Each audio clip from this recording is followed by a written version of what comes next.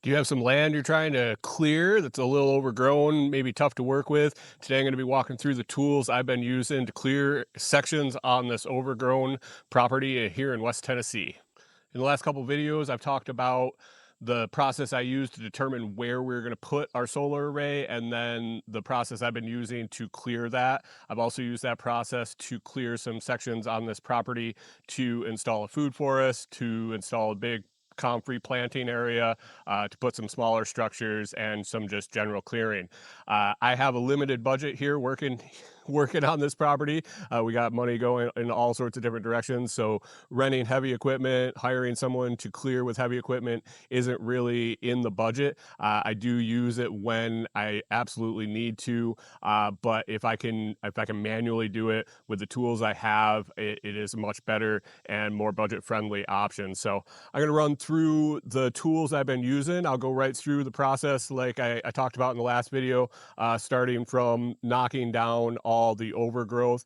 I mentioned before that this property was logged about 20 years ago and then sat unused, so everything's kind of shot up, the saplings, the brambles, the blackberries, and all sorts of native understory. So first step is we got to get that cleared out.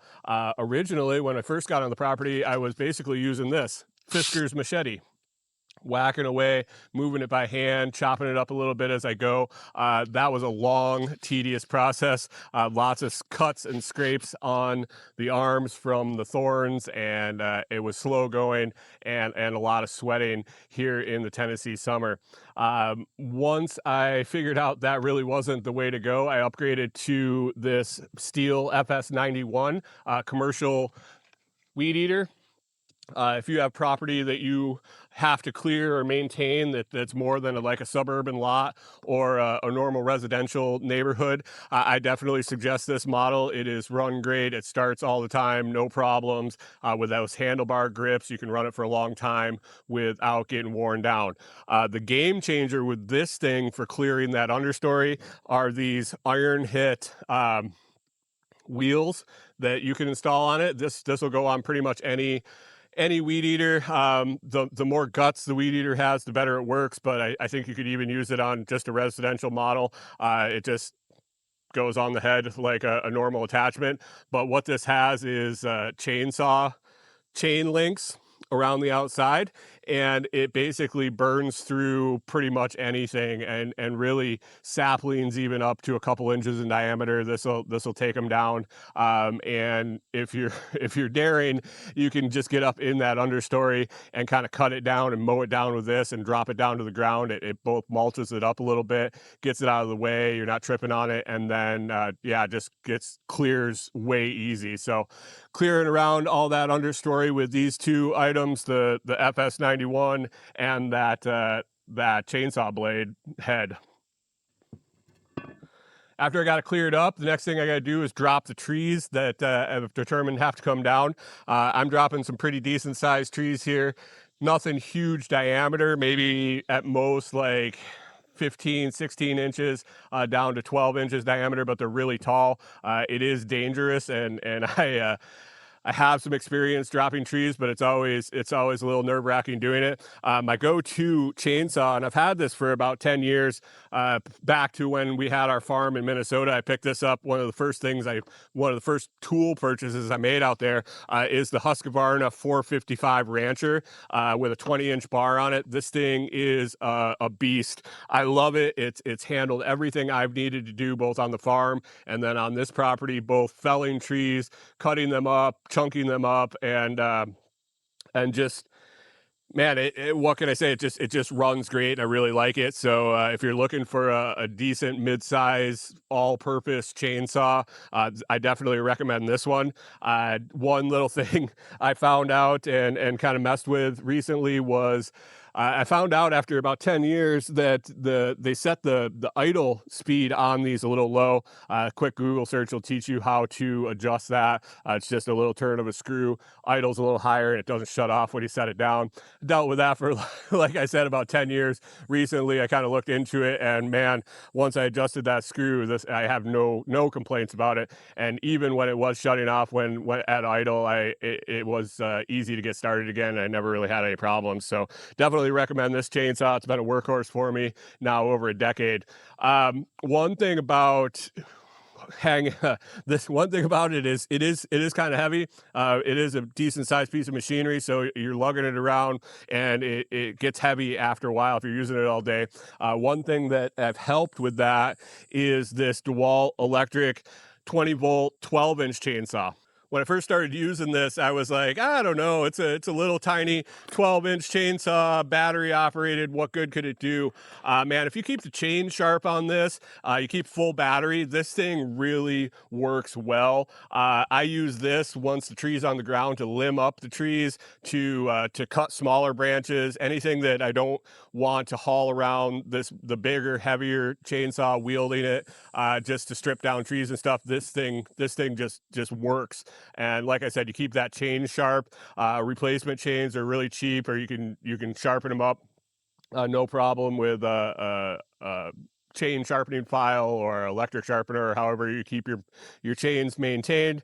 Battery lasts a long time. 5 amp hour battery in this will last longer than I really wanted to. So I don't get as many breaks as I'd like to go swap out batteries. So this thing just works, and I really like it. It's nice and light, and it makes dealing with limbing up those trees and dealing with the smaller branches really easy. I don't really recommend cutting trees down with it. It does cut a little slower than the Husqvarna, obviously, and you can get into some sticky situations with trying to wedge those trees and notch them out and get them down. And it just takes a little longer than I like. I like to get at it, get those trees on the ground, and then use the DeWalt electric one for cleanup. Another tool I've been using for cleanup is the Fiskars Loppers. These things are great for lopping up brush, get them ready for the wood chipper.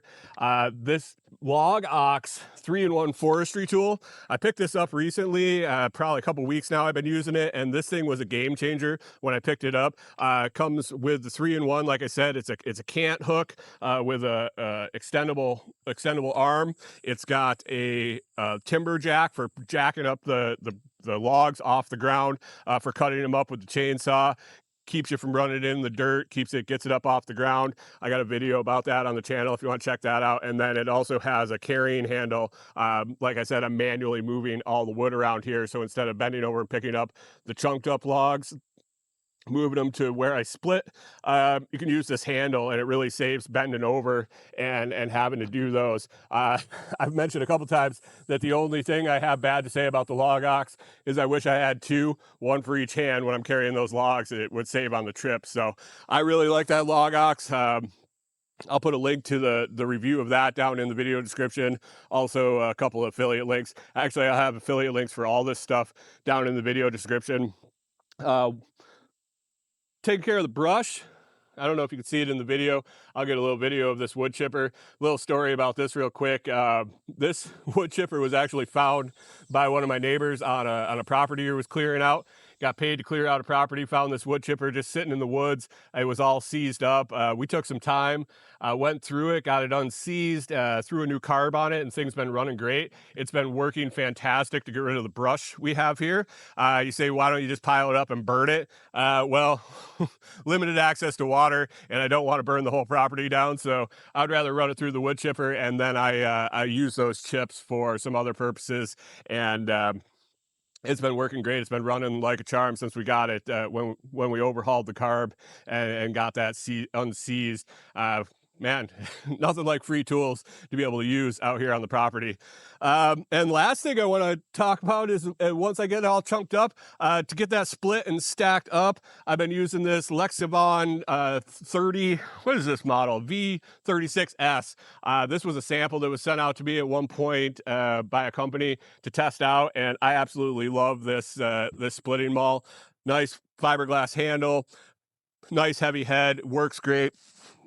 splits all the wood I could ever handle, get it stacked up for firewood, for keeping the cabin warm in the winter. And from doing this project alone, I'll have plenty of firewood to keep us warm for a couple of years at least. So, um, that's pretty much it. I just wanted to run through the tools real quick I'm using. If you're interested in picking any of these up, like I said, scroll down in the video description, find the links.